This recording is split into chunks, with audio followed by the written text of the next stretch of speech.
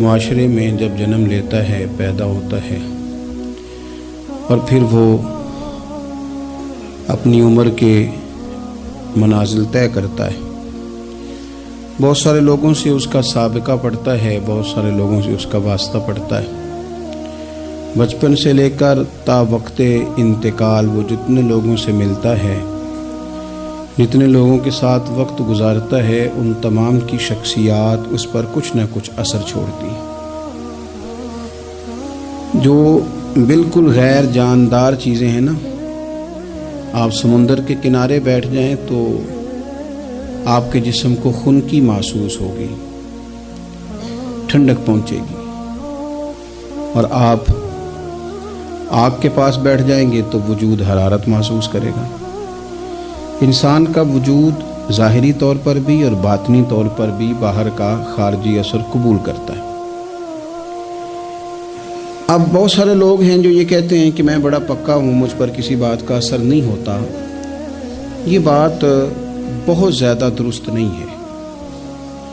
انسان بہرحال اثر قبول کرتا ہے۔ ہاں، جو لوگ علم میں، عمل میں اور نظریات میں بہت زیادہ پختہ ہو جاتے ہیں اور بہت زیادہ وہ معلومات رکھتے ہیں، وہ کئی دفعہ سامنے والا جب بات کرتا ہے تو اس کی بات کا جواب یا رد ان کے پاس موجود ہوتا ہے، تو پھر وہ اس اثر سے بچتے ہیں، لیکن کلیتاً نہیں۔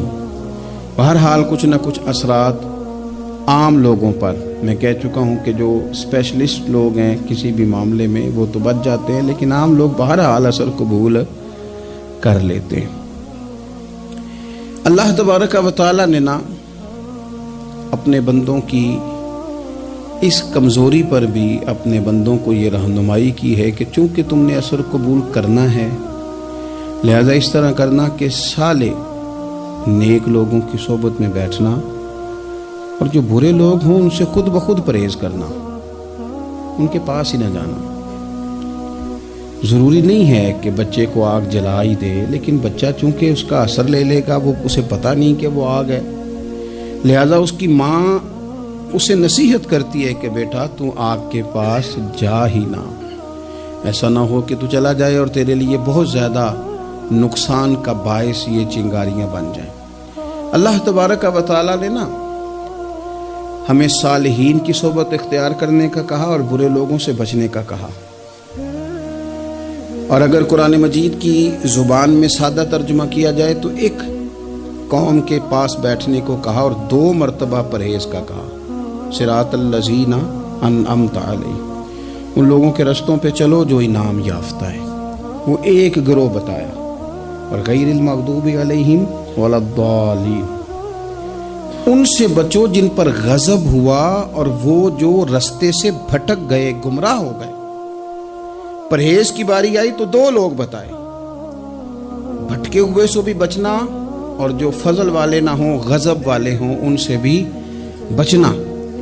تو صالح صحبت، اچھی صحبت، نیک لوگوں کے ساتھ اٹھنا بیٹھنا۔ قرآن مجید کی سورہ توبہ میں اللہ کریم ارشاد فرماتے ہیں والمؤمنون والمؤمنات بعضهم اولیاء بعض، مومن مرد اور مومن عورتیں ایک دوسرے کے مددگار ہیں، دوست ہیں، مددگار ہیں۔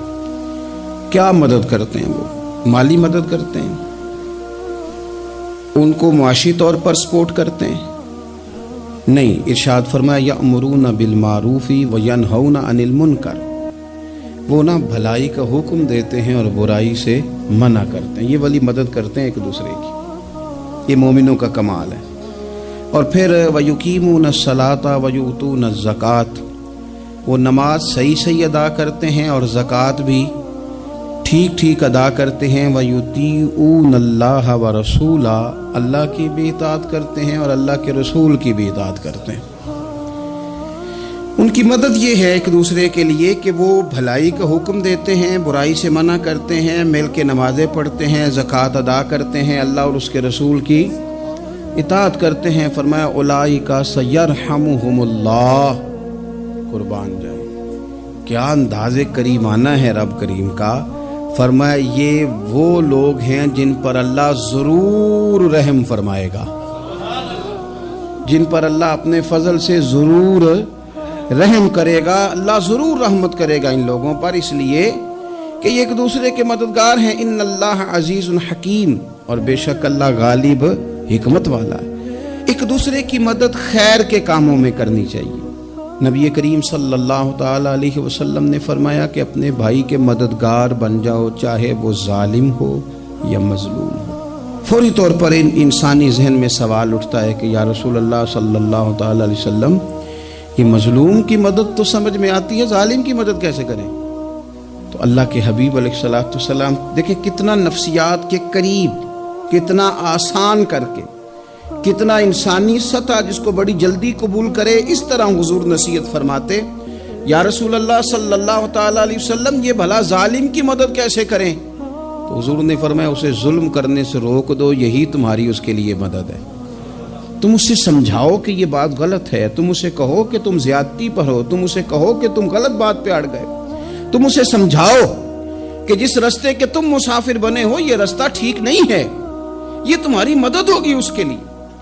تم اپنے دوست کو، بھائی کو، عزیز کو، رشتہ دار کو قائل کرو کہ وہ غلط کام نہ کرے، یہ تمہاری مدد ہے اس کے لیے۔ تم مددگار بن گئے اپنے اس بھائی کے۔ اچھے لوگوں کی صحبت، اچھے لوگوں کے پاس اٹھنا بیٹھنا۔ آج کل اس کا ترجمہ اور بھی کیا جا سکتا ہے کہ اچھے لوگوں کو سننا، اچھے لوگوں کی بات پر توجہ دینا۔ مولانا ایک مزاج ہے ذائقہ بدلنے کا، یعنی یہ طبیعت بڑی انوکھی ہے لوگوں کی، کہتے ہیں یہ تو بات روز سنتے ہیں، کوئی انوکھی بات نہ سنیں، اس چہرے کو تو روز دیکھتے ہیں، کوئی انوکھا چہرہ نہ دیکھیں۔ لیکن درویش کیا کہتے ہیں پاویں سونے ملن ہزارہ، آسان نہیں یار بٹونا۔ او بھائی یہ مطلب سنو تو صحیح جی فلانا کیا کہہ رہا ہے۔ او بھائی خدا کے بندے پہلے تو اپنوں کی تو سن لے، وہ تو سمجھ لے، اس پر تو تھوڑا سا تو غور کر لے۔ ہم اس طرح الجھ جاتے ہیں اور قصداً الجھاؤ پیدا کرتے ہیں، ادھر بھی تھوڑا گئے، ادھر بھی تھوڑا گئے، اتنی بھی تھوڑی سنی، ٹھیک ہے، یہاں تو آپ پھر اتنا وقت رکھتے ہوں کہ سب کی بات سنیں، اور اتنی صلاحیت رکھتے ہوں کہ اس کو پرکھ بھی سکیں، اور آپ اپنی ذہنی سطح پہ لا کے پھر صحیح کو صحیح کہنے کی طاقت رکھتے ہوں، غلط کو غلط کہنے کی اور جاننے کی صلاحیت رکھتے ہوں، تو آپ یہ کام کریں۔ لیکن اگر ایسا نہیں ہے تو پھر تو آپ اثر قبول کریں گے، پھر تو معاملات اور طرح کے ہو جائیں گے۔ اس لیے کوشش کریں کہ صالحین کی سنگت۔ نبی پاک صلی اللہ تعالی علیہ وسلم نے فرمایا، میرا خیال ہے اس عنوان پر اس سے زیادہ قیمتی بات نہیں ہو سکتی۔ اللہ کے حبیب علیہ الصلوۃ والسلام نے فرمایا کہ انسان اپنے دوستوں کے دین پہ ہوتا ہے۔ اوئے ہوئے، اتنی بڑی بات۔ فرمایا انسان اپنے دوستوں کے مذہب پر ہوتا ہے، اس لیے سوچ کے بنایا کرو کہ یار کسے بنا رہے ہو، غور کر لو اس کو، دوستی کو، یارانے کو، اٹھنے بیٹھنے کو معمولی سا کام نہ سمجھنا، آنے جانے کو، سفر کرنے کو معمولی سا کام نہ جاننا۔ بندہ اپنے دوستوں کے مذہب پہ ہوتا ہے، اس کے منہ میں زبان اپنی ہوتی ہے۔ اکثر لوگ ایسے ہوتے ہیں ان کے منہوں میں زبان اپنی ہوتی ہے، لفظ اپنے نہیں ہوتے، جملے کسی اور کے بول رہے ہوتے ہیں۔ اس کا مطلب یہ ہوتا ہے کہ وہ سارا اثر قبول کر چکے ہیں کہ جو انہیں یہاں تو راہ حق پہ لے گیا ہے، اور اگر جس کا وہ اثر لے رہے تھے بندہ غلط تھا تو وہ انہیں غلط ترک پہ لے گیا ہے۔ ایک بات خواجہ حسن بصری کی، اللہ اکبر، صحیح لوگ چل رہے ہوتے ہیں، کسی درویش کے عقیدت مند ہوتے ہیں، تربیت پا رہے ہوتے ہیں، رستہ صحیح چل رہا ہوتا ہے، لیکن وہ مطلب فٹافٹ ایک کوئی شخص بیچ میں گھستا ہے اور آگے کہتا ہو نہیں میں تجھے بتاتا ہوں معاملہ تو کچھ اور ہے۔ وہ بالکل سڑک پہ صحیح چل رہے، اب انہوں نے غلطی کیا کی، انہوں نے ہر چمکنے والی چیز کو سونا سمجھ لیا، انہوں نے ہر اجلی چیز کو طیب جان لیا۔ حضرت خواجہ حسن بصری فرماتے ہیں بروں کی صحبت میں نہ بیٹھنا، بروں کی صحبت تجھے اچھوں سے بدگمان کر دے گی۔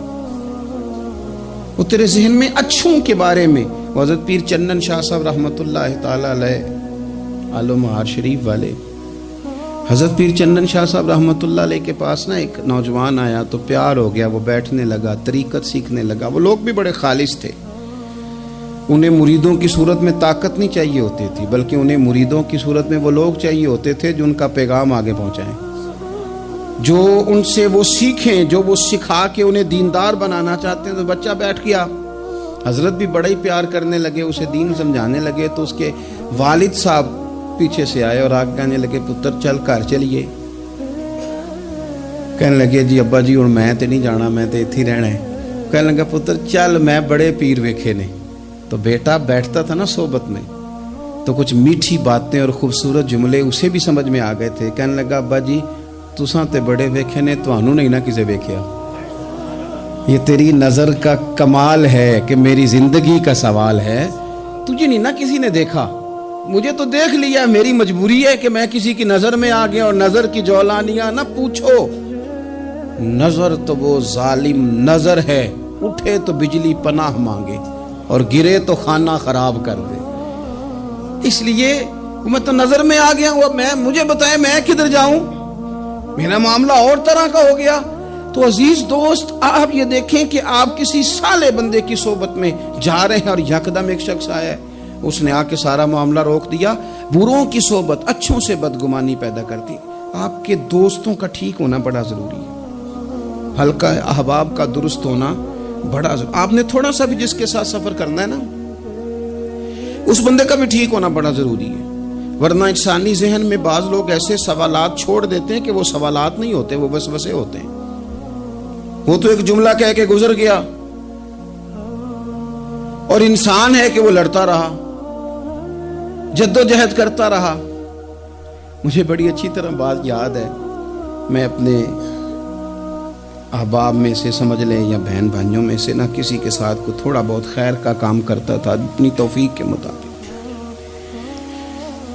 تو ایک دن میں دوبارہ سے اسی سلسلے میں اپنی خدمت کے لیے حاضر ہوا تھا، تو میں واپس لوٹا تو ایک صاحب مجھ سے کہنے لگے کنا کچھ تو سائیں پار چاڑا ہے، دیکھ رہے ہیں سالوں گزر گئے۔ میں آپ کو اپنی بات بتاتا ہوں، تو واقعی میرا ذہن الجھنے لگ گیا۔ واپس آنے تک میں نے کہا یار یہ کب تک، یعنی کہ تو ہر روز کوئی نہ کوئی بات سنا دیتے ہیں کہ فلانی بھی مجبوری ہے، فلانی بھی، کب تک یہ کرنا ہے؟ میرا ذہن خاصا الجھ گیا اور میں بڑی عجیب سی کیفیت میں چلا گیا۔ میں اسی پریشانی کے عالم میں تھا کہ میں نے طبقات امام شورانی کھولا، ویسے ہی بائی دبے تو سامنے ایک بزرگ کا قول آ گیا۔ وہ کہنے لگے یاد رکھنا بندے بندوں کے محتاج نہیں، بندے رب کے محتاج ہیں، اور اگر کوئی بندہ کسی کا بھلا کرتا ہے نا تو بس اللہ نے اس کی ڈیوٹی لگائی ہے، باقی دے اللہ ہی راہ ہے۔ بندے بندوں کے محتاج، اگر کوئی بندہ کسی کو کچھ دیتا بھی ہے تو وہ اللہ کی دی ہوئی ڈیوٹی سر انجام دیتا ہے۔ بندے او ہو میرا تو رو رو کے برا حال ہو گیا۔ اور میں نے کہا تو کیا سوچنے لگ گیا تھا، تو کچھ ہے؟ میں مسکین پرانا خادم، کسے در ملی نہ ٹوئی، واصف یار نے نظر جو کیتی تے واصف ہی ہوئی۔ وہ پتہ سارا ہے نا سردار نو کیتیاں دا، اے دا پردہ چپایا ہی چلو بھلا ہو سی۔ الجھے نہیں، لوگ الجھا دیں گے آپ کو، چھوٹی سی بات کریں گے آپ الجھ گے، آپ کہیں گے اوہ میری وجہ سے چل رہا، تیری وجہ سے کچھ بھی نہیں چل رہا، کچھ بھی نہیں تیری وجہ سے چل رہا۔ بڑے بڑے تھے جو قبروں میں لیٹ گئے، ہوئے نامور بے نشاں کیسے کیسے، اور زمین کھا گئی نوجوان کیسے کیسے۔ کہاں میرے بھائی کسی کی وجہ سے نہیں، یہ نظام میرے رب کا ہے اور میرے مالک کی قدرت سے چل رہا ہے، یہ نبی کریم علیہ السلام کی نگاہ کرم سے چل رہا ہے۔ اس لیے الجھے نہیں، آپ کو لوگ الجھائیں گے، کہیں گے کب تک جی آپ تو فلانا تو بس ایسے ہوگا، نہ الجھے نہیں، کبھی نہیں الجھے۔ سنیں، ہمارے ارد گرد کے حلقہ احباب کا ٹھیک ہونا اتنا ضروری ہے، اتنا ضروری ہے کہ داتا گنج بخش علی اجوی رحمت اللہ علیہ فرماتے ہیں کہ مکہ معظمہ میں ایک شخص طواف کعبہ کر رہا تھا۔ بڑے سارے لوگ کہہ دیتے ہیں دعا میں یاد رکھنا، دعا میں یاد رکھنا، تو وہاں نا اپنی طلب اتنی زیادہ ہوتی ہے کہ وہ بندہ مطلب خزانے کے سامنے کھڑا ہے تو وہ کہتا ہے یہ بھی اپنے لیے لے لوں، یہ بھی اپنے لیے لے لوں، یہ بھی اپنے لیے لے لوں۔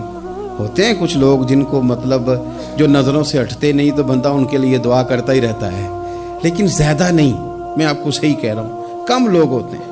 آج ہم جاتے ہیں بڑا مشکل سے سفر کر کے حرم شریف میں، لیکن بڑی آسانیاں. جہاز کا سفر ہے، بہت ساری آسانیاں. تو ایک بندہ 6 ماہ سال پیدل اس نے سفر کیا اور حرم شریف پہنچا.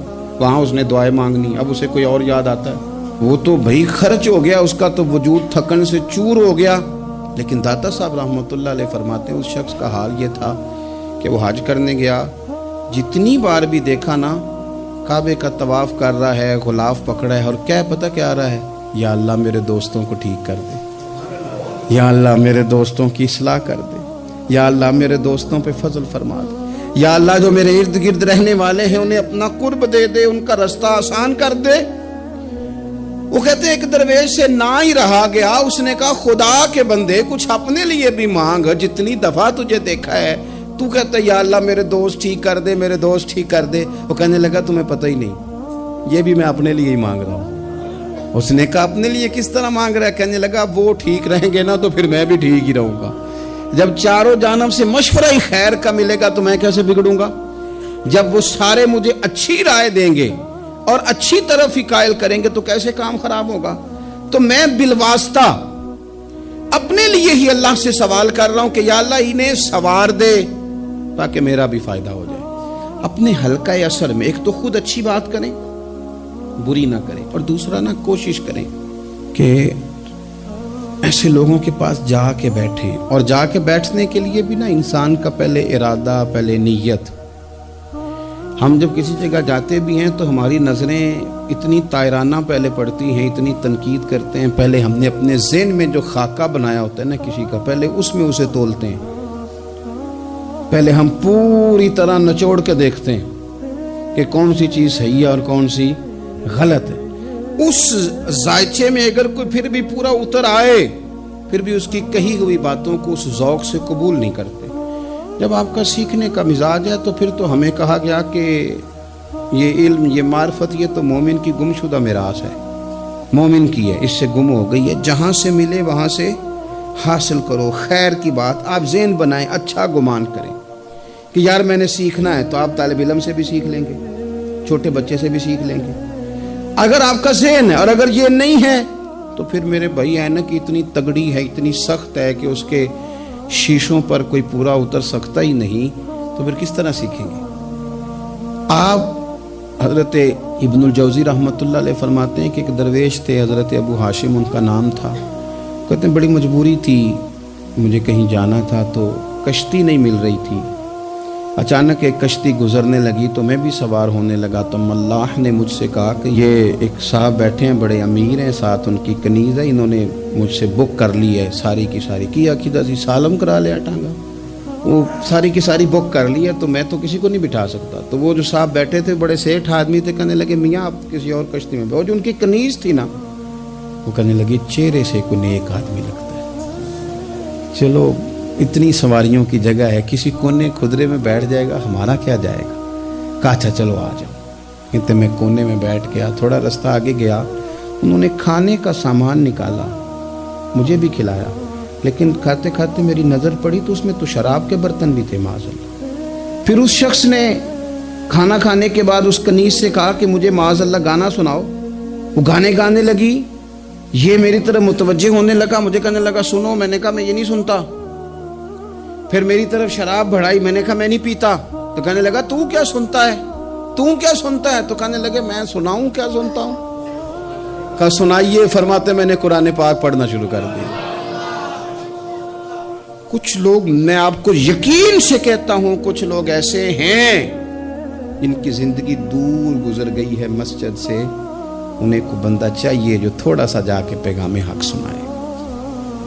یعنی ان کو پتہ ہی نہیں ہے کہ دین میٹھا کتنا ہے، حسین کتنا ہے، قرآن میں چاشنی کتنی، سرکار کی تعریف کا، نعت خوانی کا رنگ کتنا شاندار ہے. میرا یہ ماننا ہے کہ جسے رب رسول کے رنگوں کی خوشبو کا پتہ چل گیا نا، پھر دنیا کا کوئی اور رنگ اسے اپنی طرف مائل کر ہی نہیں سکتا، سوال ہی پیدا نہیں ہوتا. کچھ لوگوں نے سونگا نہیں ہے، آئے نہیں ہیں، قریب نہیں آئے. تو شیخ ابو ہاشم کہتے ہیں مجھے کہنے لگا سناؤ نا. امیر آدمی تھا، کبھی اس طرف گیا ہی نہیں تھا. ڈھیروں لوگ ہیں جو نہیں مسجد جاتے. الہاکم التکاثر حتی زرتم المقابر. اللہ فرماتے ہیں کہ تمہیں دولت کی ہرس نے اتنا عجیب الجھا دیا کہ قبروں تک پہنچ گئے تم. بہت سارے لوگ ہیں قبر میں چلے جاتے ہیں مسجد میں نہیں آتے. تو کہتے ہیں میں نے اسے چند آیتیں سنائیں, اس کی تو کیفیت ہی بدل گئی. کہنے لگا مولانا زندگی بڑی گناہوں میں گزری ہے, اب توبہ کر لوں تو مالک معاف کر دے گا. کارنامے خطرناک ہیں, پیچھے رجسٹر کالا سیاہ, معافی ہو جائے گی. دولت بڑی تھی تو پھر ہم نے بھی شراب کباب شباب میں اڑا دی ساری, معاف کر دے گا. تو کہتے ہیں میں نے کہا ہو بندے کے آنے کی دیر ہے, اس کی رحمت تو فوراً ہی قبول کر لیتی ہے. ویسے بھی عدل کریں تے تھر تھر کمبن, اونچیاں شانہ والے تجھے فضل کریں تے پھر تے بخشے جامن میرے جے منہ کالے. کہتے اس نے اس کنیز کو آزاد کیا, دولت اللہ کی راہ میں خیرات کی, 40 سال میرے ساتھ رہا. پھر میں نے اس کی زبان سے سوائے خیر کے جملہ نہیں سنا.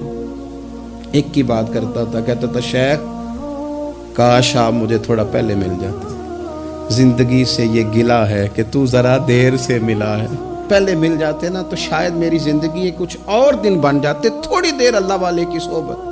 آپ فرماتے ہیں پھر وہ 40 سال کے بعد میرے سامنے انتقال ہوا, میں نے ہی دفن کیا, میں نے ہی قبر میں اتارا, جنازے کا اہتمام بھی میں نے ہی کیا. میرا یار تھا, دل لگ گیا تھا, پیار ہو گیا تھا, میں پریشان رہتا. ایک دن خواب میں مل کے مجھے کہنے لگا فکر نہ کر, میں نے اپنے رب کو بڑا ہی مہربان پایا ہے, میں نے اسے بڑا کریم پایا ہے, معاف کرنے والا پایا ہے, درگزر کرنے والا پایا ہے. اس نے فضل فرما دیا, میرے گناہوں پر اس کے عفو و درگزر کا قلم چل گیا ہے, اور میرے حق میں جو فیصلہ آیا ہے وہ رحمت والا ہی آیا ہے, فضل والا ہی فیصلہ آیا ہے. عزیز دوستو, تھوڑی دیر کسی نیک آدمی کی صحبت, ایک تو یہ ہے کہ وہ صحبت تقوی کی طرف مائل کرے گی, تو برے آدمی کی صحبت نا آپ کی طبیعت میں ہیجان پیدا کرے گی. ہیجان, وہ لوگ ہی ہوتے ہیں جو مل کے کہتے ہیں چھوڑ ساری دنیا داری ہے, پیسے ہوں تو سارے ٹھیک ہیں. یہ لوگ ہی ہیں جو یہ سبق بھی پڑھاتے ہیں. وہ لوگ ہی ہیں وہ کہتے ہیں چھوڑ یار, کون سے درویش, کون سے مولوی, کون سے دیندار, سب اسی طرح کے ہی ہیں. یہ لوگ ہی ہیں جو کہتے ہیں چھوڑو میاں تم کس چکر میں پڑ گئے, ابھی تو اتنی عمر پڑی ہے. یہ سب چیزیں ہیں. ہمارے صاحب رحمت اللہ علیہ ارشاد فرمایا کرتے تھے کہ بڑے بڑے گھروں کے مہمان نہ بننا, ورنہ بڑے بڑے اونچے اونچے مکان تمہارا بھی دل چاہے گا کبھی میرا بھی اس طرح کا گھر ہو جائے نا. بڑے بڑے اونچے اونچے منصب دار لوگوں کے پاس نہ جانا, ورنہ تمہارا خیال بڑھے گا. دعوت کے لیے جانا, پیغام حق کے لیے جانا, وہ معاملہ ایک الگ ہے, لیکن اس شوق سے جانا کہ یہ بڑا آدمی ہے, فرمایا تمہارے لیے مشکل ہو جائے گی. تمہارا دل کہے گا کہ تو اتنے بڑے گھر میں کیوں نہیں رہ سکتا. اور پھر میں نے یہ بھی دیکھا ہے کہ بڑے بڑے خیر والے لوگ تھے لیکن صحبت بری مل گئی, لوگ نہیں ٹھیک مل سکے, مشیر نہیں ٹھیک مل سکے, معاونین نہیں ٹھیک مل سکے, رستے میں رہ گئے. صحیح بخاری میں ایک بادشاہ کا واقعہ ہے, بادشاہ کا. میں نے جب اسے پڑھا تو میں حیران ہی رہ گیا کہ یہ جو مشیر وزیر ہوتے ہیں یہاں تک لے جاتے ہیں بندے کو. ہمارے ایک وزیر صاحب نے تھوڑے دن پہلے کہا ہے بیچارے نا خبروں میں رہنے کے لیے اس طرح کی شرارتیں کرتے ہیں. اس کی وجہ یہ ہوتی ہے کہ ملک کا نظام تو چلتا نہیں, تو پھر وہ چاہتے ہیں کچھ لوگوں کو ادھر الجھا دو تاکہ وہ اصل سے ان کی توجہ ہٹ جائے. انہوں نے کہا جی قائد اعظم اسلامی ملک نہیں بنانا چاہتے تھے, تو کون سا بنانا چاہتے تھے؟ پاکستان کا مطلب کیا؟ لا الہ الا اللہ محمد رسول اللہ صلی اللہ علیہ وسلم. میں آپ کے جواب میں صرف اتنی بات کہوں گا کہ جو پاکستان بنانے والے تھے نا وہ آپ کی طرح کے لوگ نہیں بنانا چاہتے تھے, آپ کی طرح کے لوگوں کے حوالے نہیں کرنا چاہتے. ہمارے لیڈروں کا یہ حال ہے کہ اس طرح کے لوگوں کو مشیر بنا لیتے ہیں, وزیر بنا لیتے ہیں. یہ کتنی رکاوٹ پیدا کرتے ہیں, کتنی تباہی کرتے ہیں. دیکھیے بخاری میں موجود ہے, ہرقل بادشاہ نے حضرت ابو سفیان رضی اللہ تعالیٰ عنہ جو اس وقت ابھی کلمہ نہیں پڑھتے تھے ان کو بلا کے نبی پاک علیہ السلام کے بارے میں ساری باتیں پوچھی. ایک ایک بات اس نے حضور کے بارے میں پوچھی, اور آخر میں یہ بھی پوچھا کہ کیا انہوں نے معاذ اللہ کبھی جھوٹ بولا ہے. تو ابو سفیان کہنے لگے نہیں, قربان جاؤں میری مخالفت اپنی جگہ پہ, لیکن وہ میرے سامنے پیدا ہوئے ہیں 40 साल की उम्र में ऐलान नबूवत किया है। उनकी गोद में बेटियां खेलते मैंने देखी हैं। उनके मुकद्दस बाल मेरे सामने सफ़ेद हुए हैं। महबूब ने जब भी बोला हक और साची बोला है। उसकी न तबीयत में दीन उतर गया बादशाह की। उसने इसके जवाब में बड़ा खूबसूरत जुमला कहा, कहने लगा जिसने बंदों से कभी झूठ नहीं बोला वो ये झूठ क्यों बोलेंगे कि मैं अल्लाह का रसूल बन के आया। उसकी तबीयत तस्लीम कर गई कि नबी पाक अलैहिस्सलाम सच्चे और आखिरी नबी हैं। और उसने इजहार भी किया, कहने लगा मुझे ये तो उम्मीद थी कि अल्लाह के आखिरी महबूब अलैहिस्सलाम अपनी शानों, अजमतों, रिफतों, बुलंदियों समेत तशरीफ लाने वाले हैं, पर यह नहीं पता था कि वो अहले अरब में से आएंगे। उसने कहा मैं जल्दी से हाजिर होकर ना हुजूर की इताअत कबूल करता हूँ। लेकिन बादशाह था ना, बड़ा आदमी जो होता है ना वो अपने माहौल को ज़रा थोड़ा साथ लेकर चलना चाहता है। तो बादशाह ने भी ना अपने जितने उसके वजीर मुशीर थे उनको बुलाया और अपने महल में दावत दी। ज़रा अंदाज देखिएगा। और ख़ुद बाला खाने के ऊपर चढ़ गया, दरवाजे बंद कर लिए और ऊपर चढ़ के ना उन्हें बाला खाने से झांक के कहने लगा तुम्हें भी पता चल गया, मुझे भी पता चल गया, अल्लाह के आखिरी रसूल तशरीफ ले आए सल्लल्लाहु तआला अलैहि वसल्लम। अब मेरा ख्याल है कि हमारी और तुम्हारी बेहतरी और बका इसी में है कि हम बैठे ना रहें, जल्दी से जाके महबूब पाक के दामन को थाम लें, हुजूर की फर्मा बरदारी कबूल कर लें। अब जब बादशाह ने ये बात की तो वो जो वजीर थे, मुशीर थे, उनकी हालत इतनी खतरनाक हो गई कि वो तो दरवाजों की तरफ दौड़े कि खोलेंगे और नोच लेंगे बादशाह को। ये क्या कह रहा है माज़अल्लाह। इस कदर ज्यादा उन लोगों ने इजहार किया अस्तगफिरुल्लाह माज़अल्लाह दीन से दूरी का। जब बादशाह ने ये कैफियत देखी ना, ओहो, बंदे देख के रब रसूल से दूर रह गया। कहने लगा नहीं नहीं भाई, नहीं, मैं तो सिर्फ तुम्हें आजमा ही रहा था कि तुम अपने दीन के साथ कितने पुख्ता हो। हम नहीं कहीं भी जा रहे, हम यहीं रहेंगे, यही हमारा दीन रहेगा।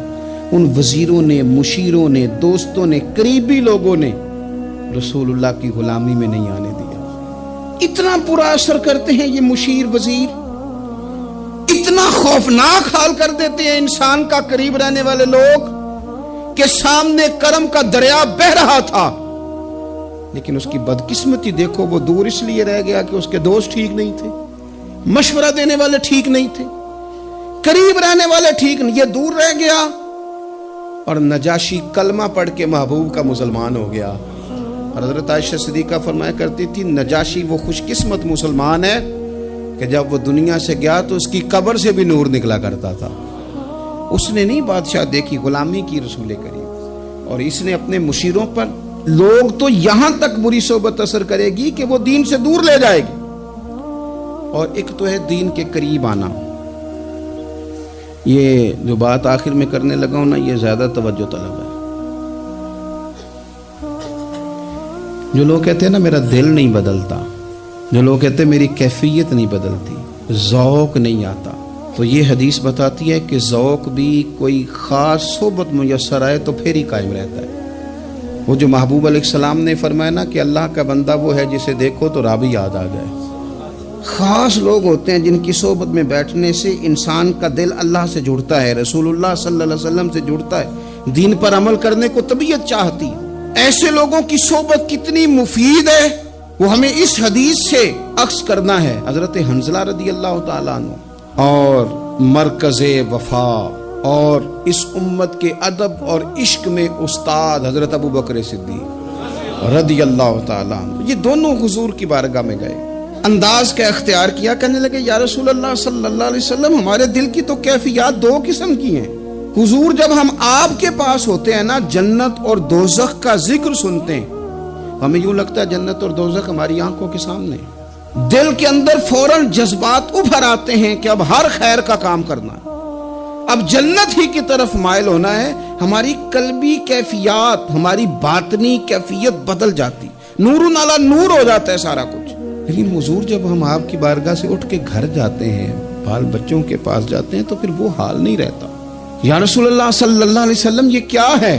तो महबूब ने क्या फरमाया, आप यकीन करें जो अहले तरीक़त और तसव्वुफ है ना, यहाँ उनकी रूहें मचल जाती हैं। हुजूर फरमाने लगे हालत एक तरह की नहीं रहती, हाँ اگر تمہاری وہی حالت رہے جو تمہاری میرے پاس ہوتی ہے، اگر کیفیت باطنیہ وہی رہے جو میری بارگاہ میں ہوتی ہے، تو فرمایا تم بستروں میں موجود ہو اور فرشتے آ کے تم سے سلام کریں، تم ابھی رستوں میں ہو اور فرشتے تم سے ملاقات کریں، اگر تمہاری کیفیت وہ بن جائے جو یہاں ہوتی ہے، اگر تم اسی پر جم جاؤ، وہی حالت ہو جائے، تو پھر تو فرشتے گویا آئیں تمہاری زیارت کے لیے، تمہاری ملاقات کے لیے فرشتے آئیں۔ اگر کیفیات بدل جائیں کسی اللہ کے بندے کی بارگاہ میں بیٹھ کر، تو پھر اس کیفیت کو برقرار رکھنے کی کوشش کی جائے، اگرچہ حضور نے فرما دیا کہ کیفیات ایک جیسی نہیں رہتی، اور چلو میرے بھائی تھوڑی دیر کے لیے ہی صحیح، جتنی صحبت میسر آئے۔ شاید اسی لیے امام اعظم ابو حنیفہ رحمۃ اللہ علیہ کی عمر 60 سال سے زیادہ تھی، تو کسی نے پوچھا حضور کتنی عمر ہے؟ فرمایا عمر ہے 3 سال۔ حضرت آپ تو علم، عمل، روحانیت، معرفت کے شاہ سوار ہیں، تو ساری داڑھی سفید اور آپ کہہ رہے ہیں 3 سال۔ فرمانے لگے عمر وہی 3 سال ہے جو امام جعفر صادق کی خدمت میں گزر گئی۔ وہ کیفیات جو ان کی بارگاہ میں رہتی تھیں، وہ انداز جو ان کی بارگاہ میں رہتا تھا، جو ان کے پاس ہوتا تھا، وہ پھر کہیں اور میسر ہر مشکل دی کنجی یارو ہاتھ مرداں دے آئی، اور مرد نظر کرے جس ویلے، اوئے ہوئے مرد نظر کرے جس ویلے، مرد نظر کرے جس ویلے، پھر مشکل رہے نہ کر۔ وظننت أنا أني بذلك حزت غنى فوجدت أني خائف